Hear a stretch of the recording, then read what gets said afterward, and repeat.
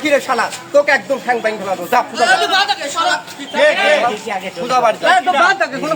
আমরা ষড়যন্ত্র করতে চাইছি না। সত্য যেটি সেটা উদ্ঘাটন করতে হবে। এখানে সত্য যেটি সেটা উদ্ঘাটন করতে হবে। শালা ভয় পাও না? এখনো স্বীকার করতেছে যে আমার সাথে অনৈতিক কাজ এটাই প্রথম না, এর আগেও করছে? তো আমি তারপর জিজ্ঞেস করলাম যে কয়দিন করেছে এরকম, তো বলতেছে যে আগেও এরকম করেছে কিন্তু আমি খুব একটা ঠিক পাই নাই। তো ছেলেটা একটু হ্যাবলা টাইপের দেখলাম, তো বলতেছে যে আমার সাথে এরকম হয়েছে কিন্তু আমি মনে করতেছি যে আমি ঘুমাই আছি, স্বপ্ন দেখতেছি। তো যখন দেখা যায় ঠিক পায় তখন ওস্তাদ নাকি বলে যে তুমি ঘুমাও তুমি স্বপ্ন দেখতেছো এইভাবে বলে।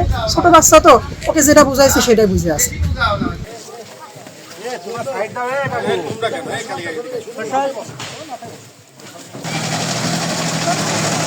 মাদ্রাসা একটা বলৎকারের ঘটনা আমরা সংবাদ পাইছি। তো এটা সংবাদ পাওয়ার সাথে সাথে আমি আমার মোবাইল পার্টিকে পাঠাইছি। তো মোবাইল পার্টিকে ভিকটিম এবং ভিকটিমের বাবা এবং রিকোয়েস্ট যে ছিল আসামি তাকেও নিয়ে আসছে। তো এখনও অভিযোগটা আমরা ওইভাবে কমপ্লিট করিনি। অভিযোগ হয়তো যেহেতু ভিকটিমের বাবাও আসছে, আমরা অভিযোগ নিয়ে আমরা তার বিরুদ্ধে আইনানুগ ব্যবস্থা যেটা করার কথা সেটা আমরা করবো। হ্যাঁ, ভিকটিমের কথা অনুসারে প্রাথমিকভাবে সত্যতা পাওয়া যাচ্ছে।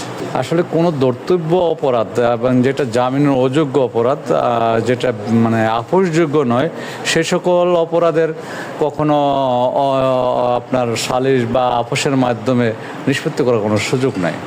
এটা আমরা গ্রামের মানুষ হয়তো সাধারণ অনেকে আইন বোঝে না বিধায় তারা এটা বসছে, কিন্তু আপোষযোগ্য যে অভিযোগটা না, সেই অভিযোগের আপোষের কোনো সুযোগ আদালত বা আইনে দেয়নি।